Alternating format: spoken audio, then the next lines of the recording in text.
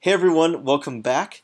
Today I want to talk about a coin that most of y'all have probably heard of called Litecoin, and why a lot of people say it is silver to Bitcoin's gold, and I say that in a good way.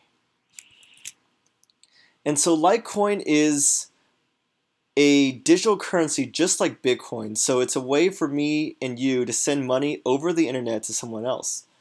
It was created in 2011 by a guy named Charlie Lee, who just so happened to be the former director of engineering at Coinbase, one of the largest crypto exchanges in the world. So Litecoin is pretty much just a fork of Bitcoin, and what I mean by that is that Charlie and his team cloned Bitcoin's source code, and which is open source by the way, so they can do that, and just made a few parameter tweaks to make it different. And so because of this, a lot of people bash on Litecoin and say it doesn't really offer any new technological advances, and so why even bother? You can just make some changes to Bitcoin, it'll accomplish the same thing. And while that may have some truth in it, there are some important differences between Litecoin and Bitcoin, and some of them may be preferable to Bitcoin's characteristics. Let's take a look. Compared to Bitcoin, Litecoin has a much shorter block confirmation time. This means your transactions get confirmed more quickly on the blockchain, 2.5 minutes compared to Bitcoin's 10 minutes. Also, it was designed by Charlie and Co. to have 4 times as many total coins after they're all released to the public, and that's 84 million total. Its hashing algorithm that computers use to mine Litecoin uses script instead of SHA-256, which is what Bitcoin uses. We'll go into this a little bit more later. Very important one is that its transaction fees is much less, in the order of cents, as opposed to a few dollars like Bitcoin has. And finally, it has a more active leadership and a more unified community, which is going to be important in various regards. So for merchants and consumers wanting to do point of sale transactions, Litecoin is a lot better because it's cheaper and faster confirmation times. Most importantly, for example, at a coffee shop that used to accept Bitcoin, it switched over to Litecoin because Bitcoin's transaction fees got to the point where it was like $1 or more. And so that just doesn't make sense to pay that much for transaction fees when you're buying a cup of coffee that's probably only costs like $4 or $5. And so because of that, more and more merchants have been switching over from Bitcoin to Litecoin. So some of you may have heard of mining, and what that is basically you take a computer and try to solve a mathematical puzzle in order to verify a transaction and put it on the blockchain. I won't go too deep into the technical details of this, but for the purposes of this video, just know that there are 2 popular different hardware components that can help you mine: GPUs, graphics processing units, versus ASICs, which are application-specific integrated circuits. ASICs cost a lot more, in the range of thousands of dollars, and so they're less affordable for commoners like me and you, for example.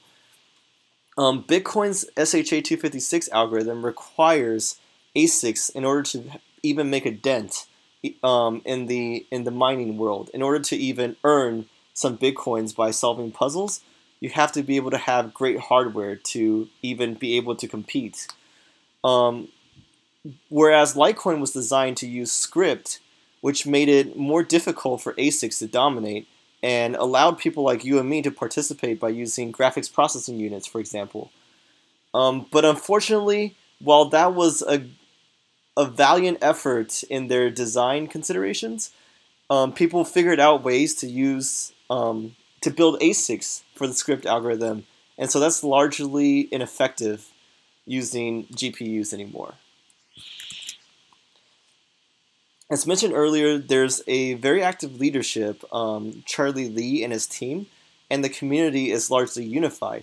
Why is this important? Well, because they can push together they can push forward recommendations to the community and more quickly innovate and try out new technological pieces, whereas Bitcoin's community is very fractured, a lot of different competing interests, and thus if you have been following the news, they've been squabbling quite a bit about what pieces to add, what pieces to not, and different teams threatening to fork the Bitcoin, make their own separate blockchain if they don't get what they want.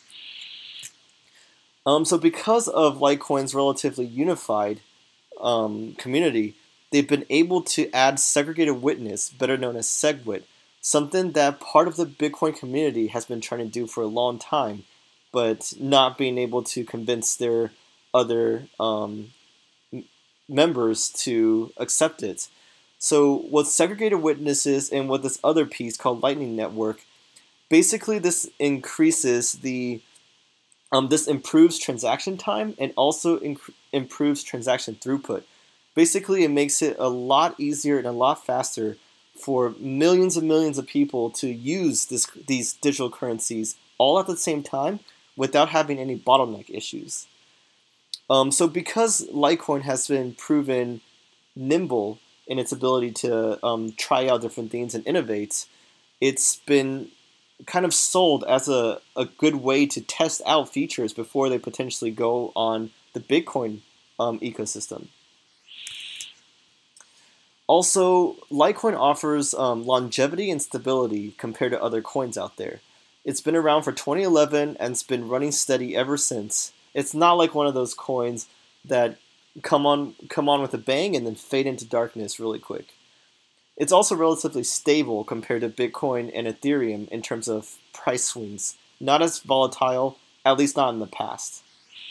So these are all reasons to kind of value Litecoin as a currency as well.